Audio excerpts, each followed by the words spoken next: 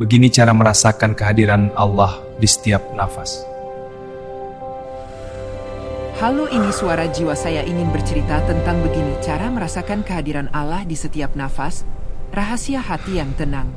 Assalamualaikum warahmatullahi wabarakatuh. Pernahkah kamu merasa lelah tanpa sebab, gelisah tanpa luka yang terlihat, padahal hidup tanpa baik-baik saja? Bagaimana jika ketenangan yang kamu cari bukan di luar, melainkan sedekat nafasmu sendiri? Malam ini, kita akan membuka rahasia hati yang tenang, rahasia merasakan Allah di setiap detik kehidupan. Di tengah gemerlap lampu kota dan notifikasi yang tak pernah berhenti berbunyi, manusia modern berlari tanpa benar-benar tahu kemana arah yang dituju. Pagi dimulai dengan alarm yang tergesa, siang dipenuhi tekanan dan target, malam dihabiskan menatap layar hingga mata lelah namun pikiran tetap gelisah. Hidup terlihat penuh aktivitas, jadwal padat, pencapaian terus bertambah. Dari luar semuanya tampak baik-baik saja. Pekerjaan ada, keluarga ada, ibadah pun tetap dijalankan. Namun anehnya, di sela kesibukan itu, ada ruang kosong yang tak mampu dijelaskan. Sebuah kehampaan yang muncul saat sunyi, ketika tak ada distraksi yang menutupi suara hati sendiri. Banyak orang tetap sholat 5 waktu, tetap berdoa sebelum tidur, tetap mengucap syukur ketika mendapat rezeki. Tapi mengapa setelah salam terakhir, dada masih terasa sesak?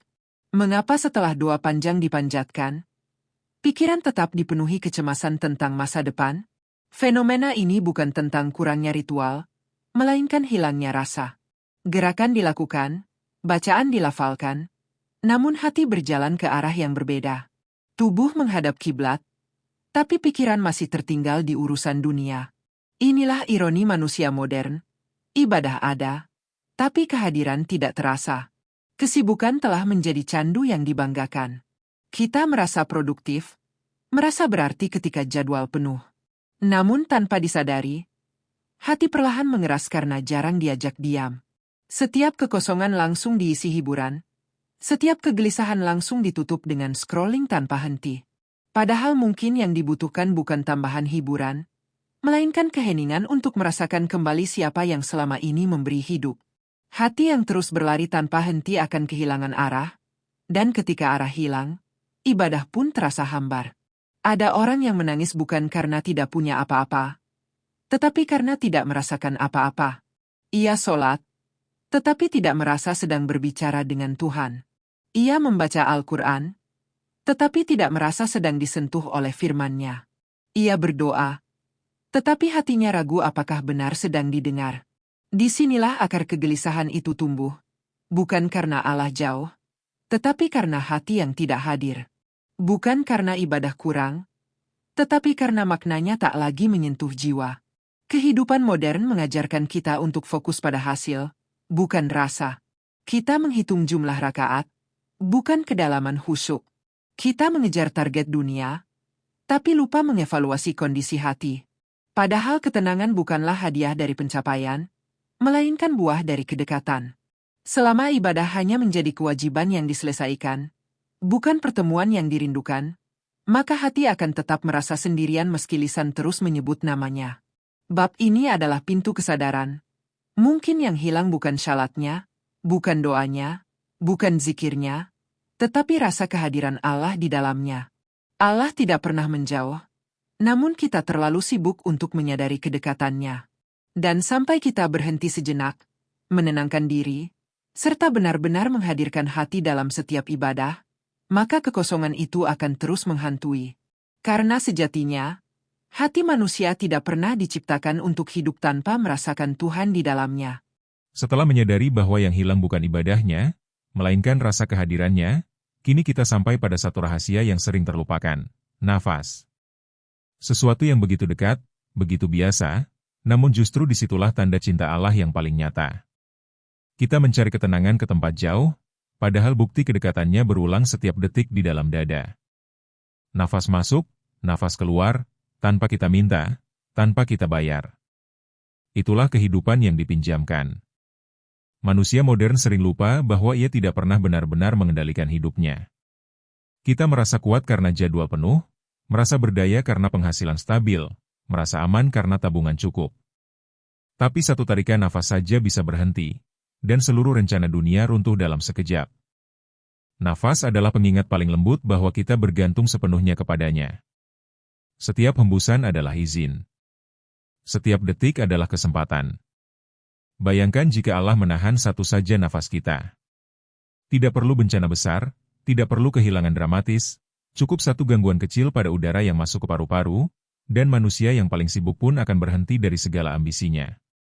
Disitulah letak kesadaran itu tumbuh. Kita hidup bukan karena kuat, tapi karena diberi. Nafas bukan sekadar proses biologis, ia adalah pesan yang terus berulang bahwa Allah sedang memelihara kita. Ironisnya, sesuatu yang paling sering terjadi justru paling jarang disadari. Kita merasakan stres, tapi jarang merasakan nafas. Kita menghitung detik menuju deadline, tapi tidak pernah menghitung betapa banyak detik yang Allah izinkan untuk kita hidup. Padahal jika seseorang mulai memperhatikan nafasnya, ia sedang belajar memperhatikan rahmat yang tak terlihat. Di sanalah hati mulai perlahan melembut. Para ulama terdahulu menyebut bahwa hidup seorang mukmin seharusnya diisi dengan kesadaran. Sadar ketika berdiri, sadar ketika duduk, sadar ketika berbicara. Dan kesadaran paling sederhana dimulai dari nafas. Ketika nafas masuk, kita bisa menyadari bahwa itu adalah karunia. Ketika nafas keluar, kita bisa menyadari bahwa itu adalah penyerahan. Tanpa perlu tempat khusus, tanpa perlu waktu khusus, zikir bisa mengalir bersama ritme hidup itu sendiri. Coba rasakan satu tarikan nafas dengan perlahan. Sadari udara yang masuk, lalu hembuskan dengan menyebut dalam hati, Allah. Tidak ada yang dramatis, tidak ada suara keras, hanya kesadaran yang pelan namun dalam. Dalam keheningan itu, kegelisahan yang sebelumnya menyesakan perlahan kehilangan cengkeramannya. Karena hati mulai menemukan sandaran yang nyata. Banyak orang mencari tanda kehadiran Allah melalui kejadian besar, keajaiban, mimpi, atau pengalaman luar biasa. Padahal kehadiran itu tidak selalu hadir dalam gemuruh. Ia hadir dalam hal yang paling sunyi. Dalam oksigen yang tak terlihat. Dalam detak yang tak terdengar. Dalam nafas yang tak pernah berhenti sejak pertama kali kita menangis saat lahir. Nafas juga mengajarkan tawakal. Kita tidak pernah tahu berapa jumlahnya yang tersisa. Setiap hari bisa jadi lebih sedikit dari kemarin. Maka jika satu nafas saja adalah karunia, bagaimana mungkin kita mengisinya hanya dengan keluhan? Jika satu hembusan adalah kesempatan, bagaimana mungkin kita melewatinya tanpa menyebut namanya? Kesadaran ini bukan untuk menakut-nakuti, tetapi untuk menyadarkan. Saat seseorang mulai merasakan Allah dalam setiap nafas, ia tidak lagi merasa sendirian. Ia tidak lagi menunggu waktu sholat untuk merasa dekat. Ia tidak lagi menganggap zikir sebagai tambahan, karena hidupnya sendiri telah menjadi zikir yang berjalan. Kesibukan tetap ada, pekerjaan tetap berjalan, dunia tetap berputar, tetapi hatinya kini memiliki pusat. Dan disitulah perubahan dimulai. Dari sesuatu yang paling sederhana, paling dekat, paling sering diabaikan. Nafas menjadi jembatan antara dunia dan langit. Dari kesadaran kecil itu, hati yang sebelumnya kosong mulai terisi. Karena akhirnya ia mengerti, Allah tidak pernah jauh. Dia sedekat udara yang memenuhi dada, sedekat nafas yang tak pernah berhenti menghidupkan jiwa. Setelah menyadari bahwa Allah sedekat nafas yang keluar masuk tanpa kita minta, pertanyaan berikutnya muncul dengan jujur. Jika dia sedekat itu, mengapa hati masih terasa jauh? Disinilah kita sampai pada kenyataan yang tidak selalu nyaman. Bukan Allah yang menjauh, tetapi hati yang perlahan tertidur.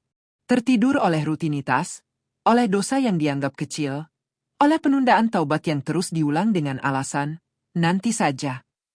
Hati tidak langsung menjadi keras dalam semalam. Ia mengeras sedikit demi sedikit. Dimulai dari satu kebohongan kecil yang dianggap sepele. Satu sholat yang ditunda karena sibuk. Satu rasa iri yang dibiarkan tumbuh tanpa dilawan. Lalu semua itu menjadi kebiasaan. Dan ketika kebiasaan menumpuk, hati kehilangan kepekaannya. Ia tidak lagi bergetar saat mendengar ayat-ayat Allah. Ia tidak lagi tersentuh saat sujud terlalu lama. Ia hidup, tetapi seperti tidak bernyawa. Manusia modern sering menjaga fisik dengan begitu teliti. Olahraga, vitamin, pola makan. Namun jarang yang memeriksa kondisi hatinya. Padahal hati bisa lelah, bisa sakit, bahkan bisa mati rasa. Tandanya sederhana, ibadah terasa berat, maksiat terasa ringan. Dunia terasa sangat penting, akhirat terasa jauh dan samar. Ketika ini terjadi, bukan berarti kita gagal sepenuhnya. Itu tanda bahwa hati sedang meminta untuk dibangunkan. Cara membangunkan hati bukan dengan kemarahan pada diri sendiri, tetapi dengan kejujuran. Duduklah sejenak tanpa distraksi. Tanyakan dengan berani, sudah berapa lama aku beribadah hanya karena kewajiban, bukan karena kerinduan? Sudah berapa lama aku meminta kepada Allah, tapi jarang benar-benar mendengarkannya? Pertanyaan-pertanyaan itu mungkin menyakitkan, tetapi justru disitulah cahaya pertama masuk. Taubat adalah napas kedua bagi hati yang hampir mati. Bukan sekadar ucapan, astagfirullah, di lisan, tetapi pengakuan penuh bahwa kita lemah dan sering salah arah. Ada kekuatan luar biasa ketika seseorang menundukkan kepala dan berkata, "Ya Allah, aku terlalu jauh." Dalam pengakuan itu, hati yang kering mulai basah kembali. Air mata yang jatuh bukan tanda kelemahan, melainkan tanda kehidupan yang kembali berdenyut. Selain taubat, hati juga perlu dijauhkan dari kebisingan yang berlebihan. Terlalu banyak suara membuat jiwa sulit mendengar panggilan Tuhan. Cobalah mengurangi hal-hal yang tidak perlu, percakapan sia-sia, tontonan yang melalaikan, perdebatan yang tak membawa manfaat. Bukan berarti kita harus meninggalkan dunia, tetapi memberi ruang agar hati bisa bernapas dengan lebih tenang. Menghidupkan hati juga berarti melatihnya untuk peka terhadap nikmat kecil. Cahaya pagi yang masuk lewat jendela, makanan sederhana yang mengenyangkan, keluarga yang masih bisa dipeluk. Semua itu adalah bukti kasih sayang Allah yang sering kita anggap biasa. Ketika hati dilatih untuk bersyukur dalam hal kecil, ia perlahan menjadi lembut kembali. Dan hati yang lembut lebih mudah merasakan kehadirannya. Ada momen ketika seseorang kembali merasakan getaran itu. Mungkin saat membaca satu ayat yang terasa sangat pribadi. Mungkin saat sujud terasa lebih lama dari biasanya. Mungkin saat menyebut nama Allah dan dada terasa hangat. Itulah tanda bahwa hati sedang bangun. Tidak perlu spektakuler. Tidak perlu pengalaman luar biasa. Cukup satu rasa yang tulus, dan itu sudah cukup untuk memulai perubahan. Proses ini tidak instan. Hati yang lama tertidur tidak akan langsung berlari. Ia perlu waktu untuk kembali kuat. Akan ada hari ketika semangat naik, lalu turun lagi. Akan ada momen ketika terasa dekat, lalu terasa biasa lagi. Namun selama seseorang terus kembali, terus meminta, terus mengetuk pintunya, Allah tidak pernah bosan membuka. Dan ketika hati mulai hidup kembali, segalanya berubah perlahan. Nafas yang tadi disadari kini terasa lebih bermakna. Solat yang dulu terasa rutinitas kini menjadi pertemuan. Dunia tetap sama, tetapi cara memandangnya berbeda. Karena hati yang hidup tidak hanya berdetak, ia merasakan. Dan ketika hati sudah bisa merasakan, maka kehadiran Allah bukan lagi teori, melainkan kenyataan yang mengisi setiap sudut jiwa. Ketika hati mulai terbangun dari tidurnya, ia seperti bayi yang baru belajar membuka mata. PK, namun masih rapuh. Ia membutuhkan penjagaan agar tidak kembali terlelap oleh dunia. Disinilah zikir mengambil peran yang lebih dalam dari sekadar ucapan. Zikir bukan hanya rangkaian lafaz, tetapi tali yang mengikat hati agar tetap terhubung dengan Allah di tengah derasnya arus kehidupan. Banyak orang berzikir, tetapi sedikit yang benar-benar berhenti untuk merasakan maknanya. Lisan bergerak cepat, tasbih berpindah butir demi butir, namun pikiran masih sibuk memikirkan pekerjaan, masalah, atau rencana esok hari. Padahal satu kalimat, subhanallah, yang diucapkan dengan kesadaran penuh bisa lebih berat daripada 100 yang dilafalkan tanpa hati. Rahasianya bukan pada jumlah, tetapi pada kehadiran jiwa di setiap sebutan. Zikir adalah cara Allah mengajarkan kita untuk kembali. Ketika gelisah menyerang tanpa sebab yang jelas, ketika dada terasa sesak meski semua tampak baik-baik saja, zikir menjadi pintu keluar yang lembut. Ucapkan, la ilaha illallah, perlahan, dan sadari maknanya, tiada yang layak menjadi sandaran selain Dia. Dalam kalimat itu, segala beban dunia seperti dipindahkan dari pundak kita ke tempat yang lebih kuat untuk menahannya. Ada kekuatan tersembunyi dalam pengulangan. Dunia mengulang kekhawatiran dalam pikiran kita setiap hari, Mengapa kita tidak mengulang keyakinan dengan cara yang sama? Ketika seseorang membiasakan lisannya basah dengan menyebut nama Allah, perlahan pikirannya pun ikut tunduk. Hati yang tadinya mudah panik menjadi lebih tenang, bukan karena masalahnya hilang, tetapi karena ia tahu kepada siapa harus bersandar. Zikir juga mengajarkan ritme. Seperti nafas yang masuk dan keluar, kalimat-kalimat suci itu mengalir mengikuti denyut kehidupan. Alhamdulillah, saat menerima nikmat. Astagfirullah, saat menyadari kesalahan. Allahu Akbar, saat merasa dunia terlalu menekan. Dalam setiap kondisi, selalu ada kalimat yang bisa menjadi jembatan antara kelemahan manusia dan kekuatan ilahi. Namun rahasia terbesar zikir bukan hanya pada ketenangan yang ia beri, melainkan pada kedekatan yang ia tumbuhkan. Ketika nama Allah sering disebut, hati menjadi akrab. Dan sesuatu yang akrab tidak lagi terasa jauh. Seperti sahabat yang sering diajak bicara, hubungan itu menjadi hangat dan nyata. Allah tidak lagi terasa sebagai konsep, tetapi sebagai kehadiran yang dirasakan. Ada momen ketika zikir dilakukan dalam kesunyian malam. Tidak ada suara selain detak jam dan hembusan nafas. Dalam suasana itu, satu kalimat, "Ya Allah," bisa terasa begitu dalam hingga air mata jatuh tanpa direncanakan. Itulah saat kegelisahan benar-benar luluh. Bukan karena kita menemukan jawaban atas semua pertanyaan, tetapi karena kita merasa tidak sendirian lagi. Menariknya, zikir tidak membutuhkan tempat khusus. Ia bisa hidup di sela perjalanan menuju kantor, di tengah antrean panjang, bahkan di antara aktivitas yang padat. Dunia tetap berjalan, tetapi hati memiliki ruang rahasia untuk berbicara dengan Tuhannya. Dan ruang itu membuat seseorang tetap tenang meski berada di tengah keramaian. Seiring waktu, zikir yang awalnya dipaksakan berubah menjadi kebutuhan. Jika sehari terlewat tanpa menyebut namanya, ada rasa yang hilang. Seperti ada yang kurang dalam hidup. Disitulah tanda bahwa hati telah menemukan sumber ketenangan sejatinya. Bukan pada pujian manusia, bukan pada pencapaian dunia, tetapi pada hubungan yang tak terlihat namun terasa. Dan ketika zikir telah menjadi denyut kehidupan, kegelisahan tidak lagi menguasai sepenuhnya. Ia mungkin datang, tetapi tidak menetap. Karena hati memiliki benteng yang kokoh. Zikir bukan sekadar ibadah tambahan, ia adalah napas kedua bagi jiwa yang ingin tetap hidup.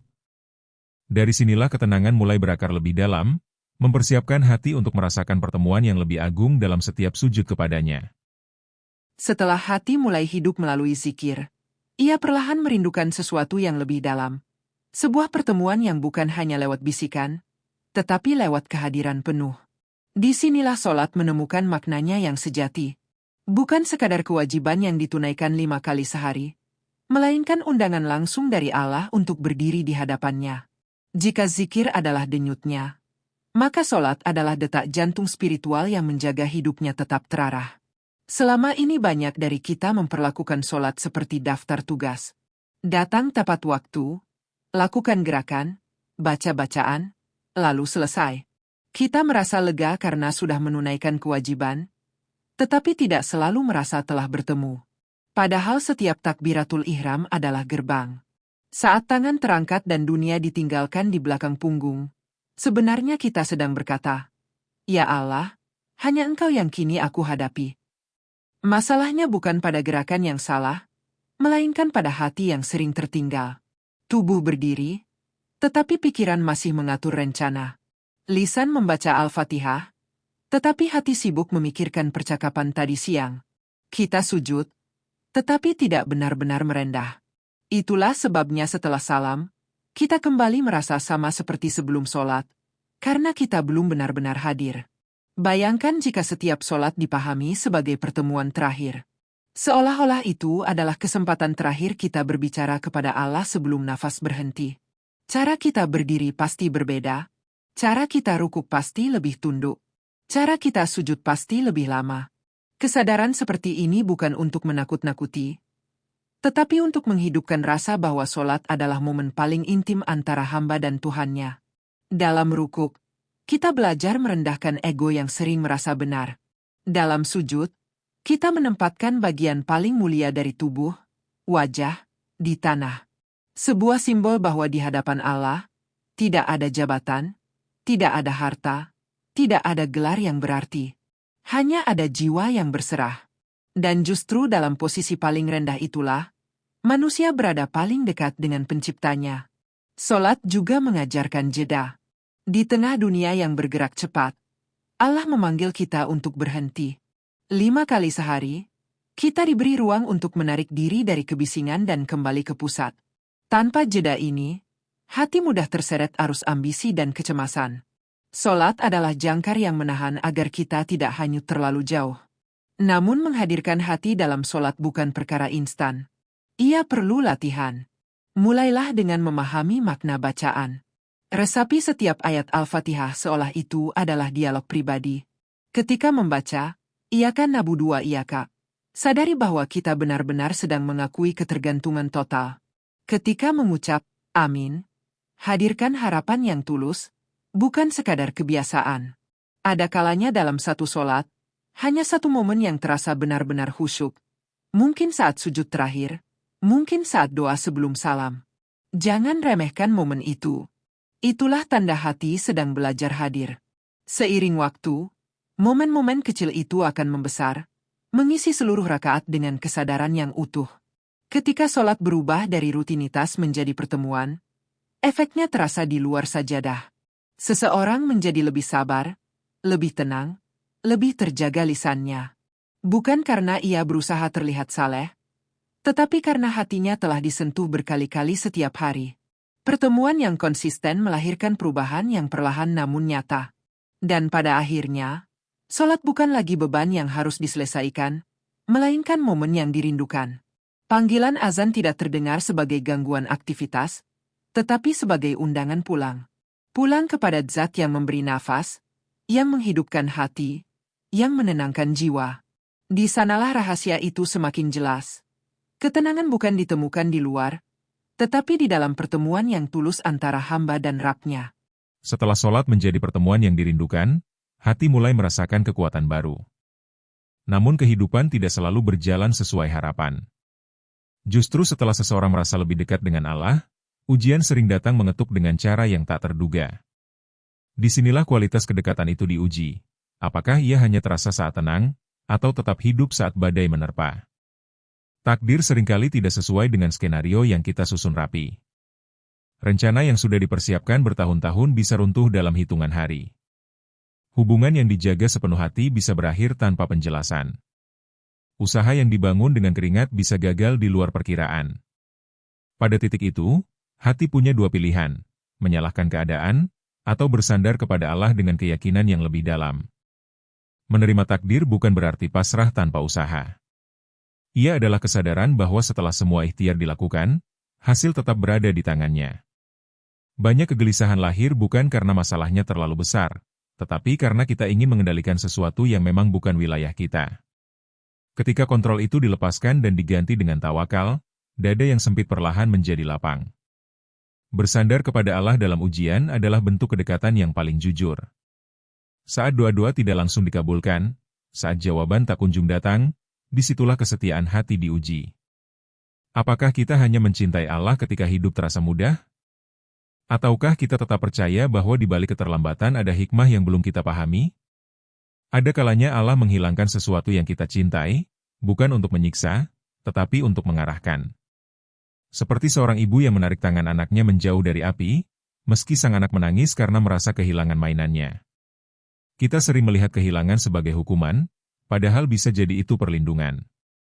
Hanya saja, hati perlu waktu untuk memahami. Saat ujian datang, zikir yang dulu dilatih menjadi penopang. Solat yang dulu dihidupkan menjadi tempat mengadu. Nafas yang dulu disadari kini menjadi pengingat bahwa selama masih bisa bernafas, harapan belum selesai. Kedekatan dengan Allah tidak menghapus masalah, tetapi memberi cara pandang baru terhadapnya. Bahwa setiap luka membawa pelajaran, dan setiap air mata tidak pernah sia-sia di sisinya. Menerima takdir juga berarti berdamai dengan masa lalu. Tidak semua hal bisa diperbaiki, tidak semua kesalahan bisa diulang waktunya. Namun Allah Maha Pengampun dan Maha Membolak-balikan hati. Apa yang terasa sebagai kegagalan hari ini bisa menjadi jalan keselamatan esok hari. Tugas kita bukan memahami seluruh rencananya, tetapi mempercayai bahwa rencana itu selalu lebih baik dari dugaan kita. Ketika hati benar-benar bersandar, ia tidak lagi mudah panik.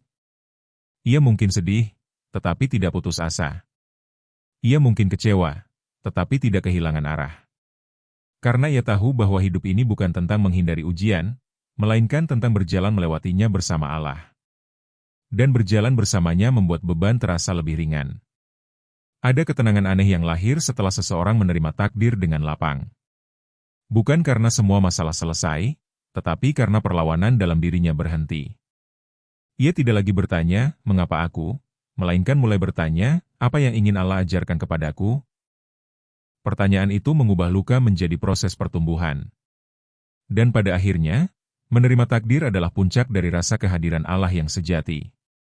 Saat senang kita bersyukur, saat sulit kita bersabar. Dalam dua keadaan itu, hati tetap terhubung. Disitulah rahasia ketenangan semakin kokoh, bahwa hidup ini, dengan segala naik turunnya, adalah perjalanan yang selalu berada dalam genggamannya. Setelah hati belajar bersandar pada takdir, ada satu ruang yang mulai terasa berbeda, ruang sunyi. Bukan sunyi karena tidak ada suara, tetapi sunyi karena hati tidak lagi dipenuhi protes dan ketakutan. Di tengah dunia yang terus berbicara, Allah sering memilih keheningan sebagai tempat pertemuan paling dalam. Dan tidak semua orang berani masuk ke sana. Sunyi adalah tempat di mana topeng-topeng jatuh.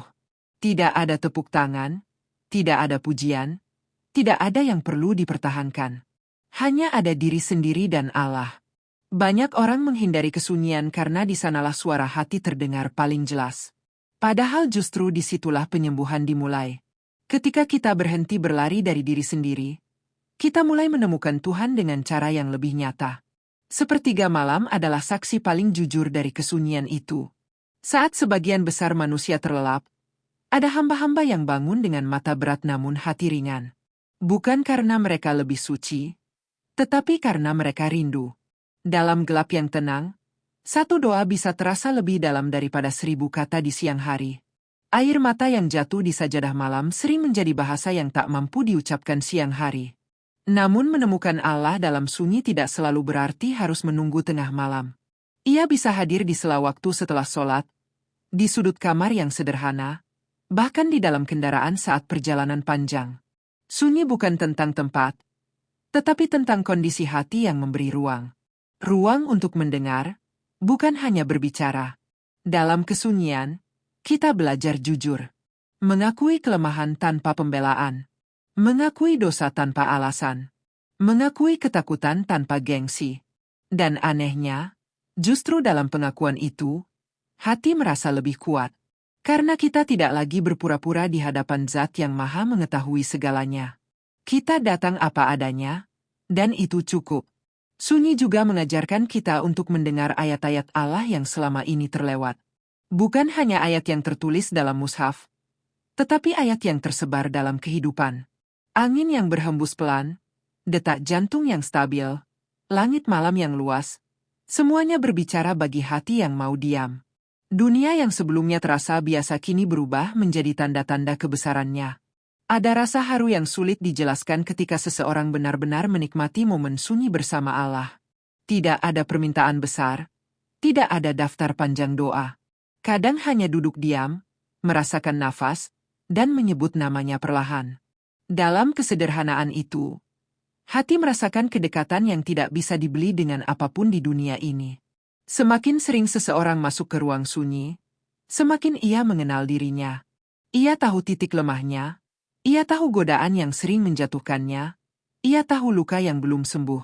Dan dengan mengenali itu semua, ia lebih mudah memohon pertolongan. Sunyi bukan membuatnya lemah, tetapi justru membuatnya sadar betapa ia membutuhkan Allah dalam setiap langkah. Menariknya, orang yang akrab dengan sunyi tidak mudah goyah oleh keramaian. Ia bisa berada di tengah banyak orang tanpa kehilangan pusatnya. Karena ia sudah punya tempat kembali. Tempat itu bukan lokasi fisik, melainkan hubungan yang terjaga. Setiap kali dunia terasa terlalu bising, ia tahu kemana harus pulang. Dan pada akhirnya, menemukan Allah dalam sunyi adalah tentang keberanian untuk berhenti. Berhenti mengejar pengakuan, berhenti membandingkan diri, berhenti mengukur nilai diri dari pandangan manusia. Dalam sunyi, Hanya ada satu penilaian yang berarti. Dan ketika hati telah merasakan manisnya keheningan bersamanya, ia tak lagi takut sendirian. Karena ia tahu, dalam sunyi itu, ia justru tidak pernah benar-benar sendiri. Setelah menemukan Allah dalam sunyi, perjalanan belum selesai.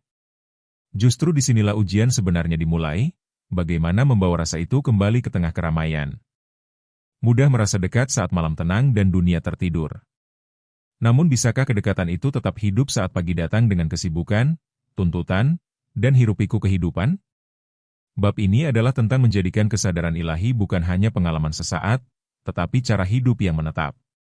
Kesadaran ilahi berarti menyadari bahwa Allah hadir bukan hanya di sajadah, tetapi juga di meja kerja, di pasar, di ruang rapat, di dapur rumah, bahkan di tengah kemacetan. Setiap langkah kaki adalah bagian dari perjalanan yang dilihatnya. Setiap kata yang keluar dari lisan adalah amanah. Ketika seseorang hidup dengan kesadaran ini, ia tidak lagi bertindak sembarangan. Bukan karena takut pada manusia, tetapi karena ia tahu Allah menyertainya. Dalam bekerja, ia tidak hanya mengejar hasil, tetapi menjaga niat. Ia bertanya dalam hati, apakah ini mendekatkanku atau menjauhkanku?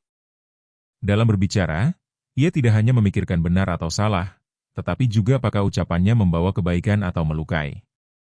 Kesadaran ini membuat hidup terasa lebih terarah. Bukan berarti ia menjadi sempurna, tetapi ia menjadi lebih waspada terhadap dirinya sendiri. Kesadaran ilahi juga mengubah cara memandang rezeki. Jika sebelumnya hati mudah cemas tentang masa depan, kini ia lebih tenang. Ia tetap berusaha maksimal, tetapi tidak menggantungkan harga dirinya pada hasil. Ia tahu bahwa apa yang menjadi bagiannya tidak akan tertukar. Dan apa yang terlewat bukanlah miliknya sejak awal. Keyakinan ini melahirkan ketenangan yang stabil, bukan euforia sesaat. Dalam hubungan dengan orang lain, kesadaran ini membuat seseorang lebih lembut. Ia menyadari bahwa setiap manusia adalah ciptaan Allah yang sedang berjuang dengan ujiannya masing-masing. Ia lebih mudah memaafkan, karena ia sendiri berharap diampuni. Ia lebih mudah bersabar, karena ia tahu kesabaran itu tidak pernah sia-sia di sisinya. Dunia sosial yang dulu terasa melelahkan kini menjadi ladang pahala yang luas. Namun hidup dengan kesadaran ilahi bukan berarti tanpa kesalahan. Akan tetap ada hari ketika emosi naik, ketika lalai datang tanpa diundang, ketika hati kembali terasa berat. Bedanya, kini ia lebih cepat kembali. Ia tidak membiarkan dirinya tersesat terlalu lama. Seperti kompas yang selalu menunjuk utara, hatinya selalu mencari arah menuju Allah kembali. Kesadaran ini juga membuat hal-hal kecil menjadi bermakna. Senyum menjadi sedekah.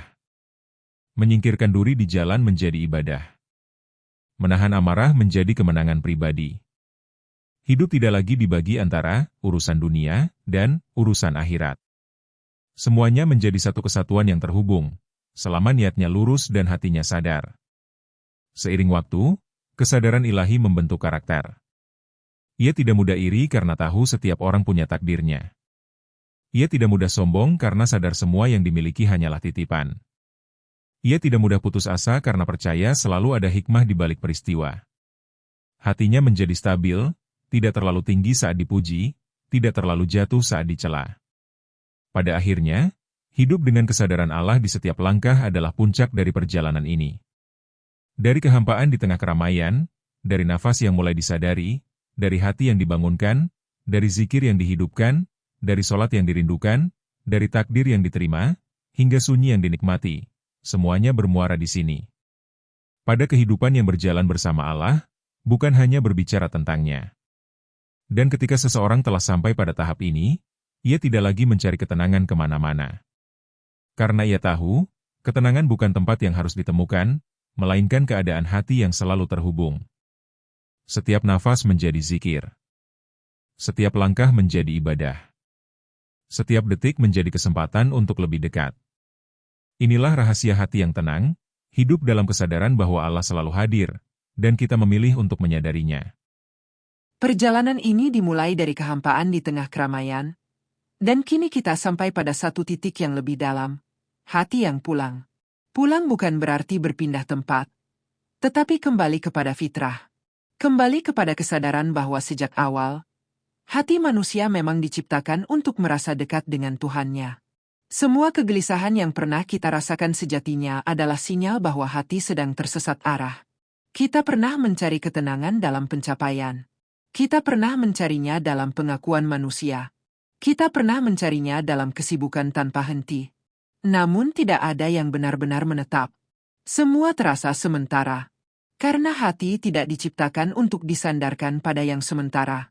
Ia hanya akan benar-benar tenang ketika kembali kepada yang abadi. Kini kita mengerti, kehampaan itu bukan musuh. Ia adalah panggilan. Gelisah bukan hukuman, tetapi undangan untuk lebih dekat. Nafas yang dulu tak disadari kini terasa sebagai bukti cinta. Zikir yang dulu terasa biasa kini menjadi pelukan tak terlihat. Solat yang dulu sekadar kewajiban kini berubah menjadi pertemuan yang dirindukan. Hati yang pulang bukan hati yang sempurna. Ia masih bisa terluka. Ia masih bisa goyah. Tetapi ia tahu kemana harus kembali. Ia tidak lagi tersesat terlalu lama dalam kekecewaan. Ia tidak lagi tenggelam terlalu dalam kesedihan. Karena ia sudah mengenal jalan pulang, sujud, doa, zikir, dan kesunyian bersama Allah. Ada ketenangan yang tidak bisa dijelaskan dengan logika. Ketika masalah masih ada, tetapi hati tidak panik. Ketika masa depan belum jelas, tetapi jiwa tidak gelisah. Itulah tanda bahwa hati telah menemukan pusatnya. Ia tidak lagi berputar-putar tanpa arah. Ia berdiri kokoh karena bersandar kepada zat yang tidak pernah berubah. Orang lain mungkin tidak melihat perubahan itu. Dunia tetap berjalan seperti biasa. Aktivitas tetap padat. Tanggung jawab tetap ada. Tetapi di dalam dada, ada ruang yang berbeda. Ruang yang tenang. Ruang yang hangat. Ruang yang selalu terhubung. Dan ruang itu membuat seseorang mampu tersenyum bahkan dalam ujian. Hati yang pulang juga membuat hidup terasa lebih sederhana. Tidak semua hal harus dimenangkan. Tidak semua komentar harus dibalas. Tidak semua perbandingan harus diikuti. Karena nilai diri tidak lagi diukur dari pandangan manusia, melainkan dari kedekatan dengan Allah. Dan itu membebaskan. Perjalanan ini bukan tentang menjadi orang lain. Bukan tentang terlihat lebih religius. Tetapi tentang menjadi versi diri yang lebih sadar. Lebih hadir, lebih jujur, lebih tunduk. Karena pada akhirnya, kedekatan dengan Allah bukan tentang penampilan luar, melainkan getaran yang hanya bisa dirasakan oleh hati yang hidup. Jika suatu hari nanti kegelisahan datang lagi, kita tidak lagi takut. Karena kita tahu caranya kembali. Kita tahu bahwa setiap nafas adalah kesempatan baru. Setiap sujud adalah pintu terbuka. Setiap zikir adalah cahaya kecil yang bisa mengusir gelap. Kita tidak lagi berjalan sendirian. Dan disitulah rahasia itu benar-benar sempurna. Hati yang tenang bukan hati yang bebas masalah, tetapi hati yang tahu kepada siapa ia bersandar. Ketika hati telah pulang kepada Allah, dunia tidak lagi terasa menakutkan. Karena apapun yang terjadi, kita tahu satu hal yang pasti. Dia selalu dekat. Bahkan lebih dekat dari nafas yang menghidupkan kita. Hati yang sudah pulang bukan berarti selesai berjuang. Justru setelah menemukan ketenangan, tantangan berikutnya adalah menjaganya. Iman itu seperti api kecil di tengah angin kehidupan. Ia bisa menghangatkan, tetapi juga bisa padam jika tidak dirawat. Dunia tidak pernah berhenti menggoda, dan kelalaian selalu mencari celah. Karena itu, kesadaran yang sudah tumbuh harus dijaga dengan kesungguhan. Seringkali seseorang merasa sangat dekat dengan Allah di satu fase hidupnya, lalu perlahan kembali terasa jauh. Bukan karena Allah berubah, tetapi karena ritme penjagaan mulai longgar. Zikir mulai jarang. Solat kembali tergesa. Waktu sunyi tergantikan oleh kebisingan. Tanpa sadar, hati mulai kembali diselimuti debu dunia. Dan jika tidak segera dibersihkan, ia bisa kembali redup. Menjaga api iman berarti konsisten dalam hal kecil. Tidak harus selalu melakukan amalan besar yang spektakuler. Cukup menjaga sholat tepat waktu. Cukup meluangkan beberapa menit untuk berzikir dengan sadar. Cukup menyisihkan waktu untuk membaca dan merenungi ayat-ayatnya. Konsistensi kecil yang dilakukan terus-menerus jauh lebih kuat daripada semangat besar yang hanya sesaat. Hati juga perlu lingkungan yang mendukung. Jika terus-menerus berada di tengah percakapan yang melalaikan, candaan yang berlebihan, atau pergaulan yang menjauhkan dari Allah, maka api itu akan kesulitan bertahan. Bukan berarti harus mengasingkan diri, tetapi bijak memilih ruang yang menumbuhkan, bukan yang memadamkan. Karena hati sangat mudah terpengaruh oleh apa yang sering ia dengar dan lihat. Selain itu, menjaga api berarti terus memperbarui niat. Dunia bisa membuat kita beribadah demi terlihat baik, bukan demi Allah. Tanpa sadar, pujian menjadi bahan bakar baru yang berbahaya. Padahal api ketenangan hanya menyala jika niat tetap lurus. Ketika niat mulai kabur, hati kembali gelisah meski amal terlihat banyak. Ada hari-hari ketika semangat menurun. Itu manusiawi. Bahkan hati yang paling hidup pun bisa lelah. Namun perbedaannya adalah pada cara menyikapinya. Hati yang sadar tidak membiarkan dirinya jatuh terlalu lama. Ia segera kembali, meski dengan langkah kecil. Ia tahu bahwa menjaga lebih sulit daripada memulai. Tetapi ia juga tahu bahwa ketenangan yang sudah dirasakan terlalu berharga untuk dilepaskan. Menariknya, semakin seseorang menjaga kedekatan itu, semakin ia merasakan pertolongan Allah dalam hal-hal kecil. Urusan terasa lebih dimudahkan. Keputusan terasa lebih jelas. Bahkan ketika masalah datang, hatinya tidak langsung panik. Seolah ada kekuatan tak terlihat yang menopang dari dalam. Itulah buah dari api yang terus dirawat.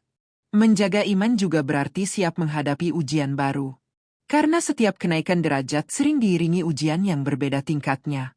Namun kini hati tidak lagi rapuh seperti dulu. Ia sudah mengenal rasa bersandar. Ia sudah merasakan manisnya sujud dalam sunyi. Maka ketika badai datang, ia tidak lagi mudah tumbang. Perjalanan spiritual bukan garis lurus tanpa hambatan. Ia seperti gelombang, naik dan turun. Tetapi selama seseorang terus kembali, terus menjaga, terus memperbaiki, api itu tidak akan benar-benar padam. Bahkan dalam gelap sekalipun, cahayanya tetap ada meski kecil. Dan pada akhirnya, menjaga api yang sudah menyala adalah bentuk syukur tertinggi. Syukur karena pernah diberi kesempatan merasakan dekat. Syukur karena pernah merasakan hati yang tenang. Maka selama nafas masih Allah izinkan, selama itu pula tugas kita adalah menjaga nyala itu.